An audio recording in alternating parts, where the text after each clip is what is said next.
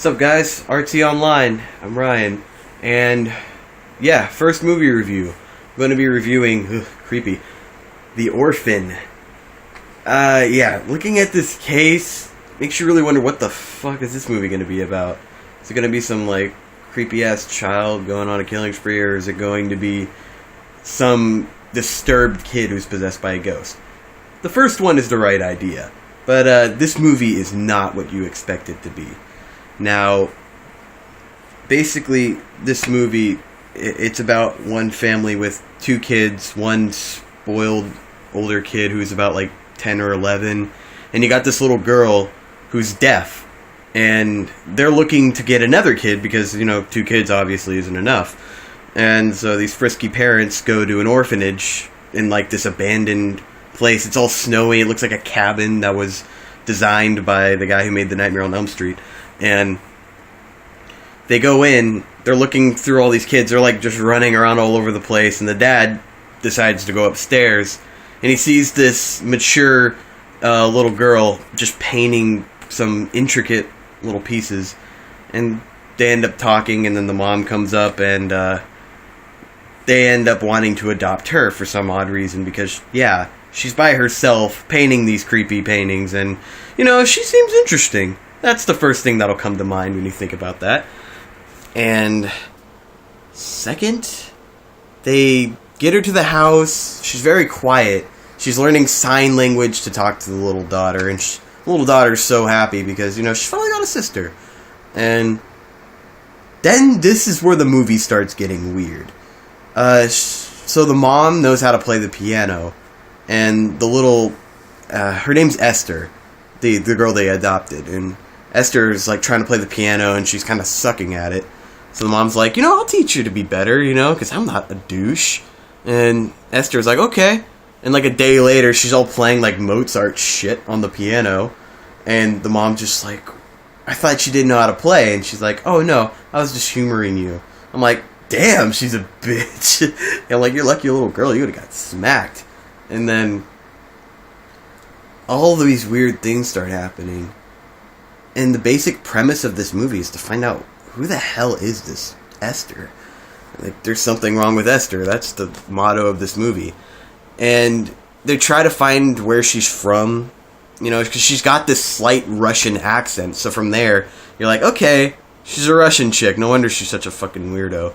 You know, no offense to Russians if you guys are watching this. I'm just saying, they're really stereotypical in any race in movies. I mean, seriously. Anybody who knows that there's Tyler Perry movies, those are all the black stereotypes. And then, you know, any history movie is like a stereotype on, you know, Jewish people, German people, even white people. And nothing towards you Russians. You guys are actually mostly badass villains in most of the movies. You guys can be awesome good guys, too, who always have the good weapons, and you know where to go. But anyways, this movie starts getting weird when she starts revealing her two-sided personality. One side is like, oh, like, let's go paint a picture, let's go hang out with mommy. And the next side, it's like, they end up accidentally shooting a bird with a paintball, and she's like, she picks up the rock and gives it to the older son, and she's like, put the death of its misery. You know, and it's like, oh, okay, I don't want to kill it. And she ends up just like smashing that bird with the rock. It's blood everywhere. These kids are traumatized. The deaf girl can't even frickin' scream. You know, this deaf girl becomes my favorite character towards the end of this movie. And basically, this movie will scare the living shit out of you. And it has the biggest twist ending I've ever seen. Even the credits creep me out a bit. I mean, this ending, you will try your hardest to figure it out. I couldn't figure it out. I had to watch it twice just to process that shit. And this is a good thriller. I definitely recommend it if you want to watch a movie with your girlfriend to get her to get up on you. And if your girlfriend's the ballsy one, you'll be on her. This movie scared me. And I love horror movies. Especially movies like this. I like it when they actually scare me because, you know, we're hopping on the PG-13 horror movie genre nowadays. And they're not as good as they used to be.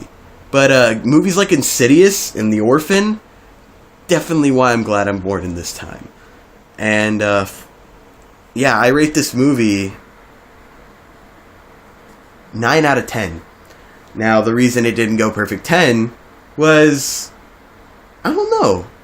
I don't feel like I can give an honest 10 out of 10 on this. I mean, there were some parts where the movie would take a long time to build up to one part. I mean, there'd be like 5 scenes building up to just one action, and then it'd restart again, you know, and start getting slow.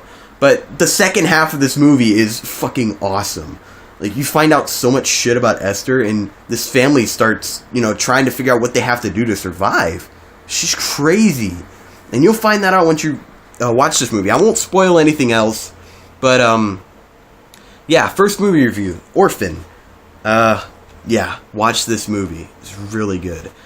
I could be doing more movie reviews. I will be reviewing some animes soon, too. But I know this may be boring, just watching me talk about, you know, movies and animes and all that shit. But I have a new category of videos coming up. It's going to be a surprise, and it's going to be with my friend Jari. It's going to be over the weekend, so you guys are going to have to wait a bit. So just deal with these videos from now. Like I said, just be patient. This channel will be good. And that's it. This is our TOnline. Thanks for subscribing, and if you viewed this video and haven't subscribed yet, please subscribe. That would help me a lot. And I'm Ryan. Peace out.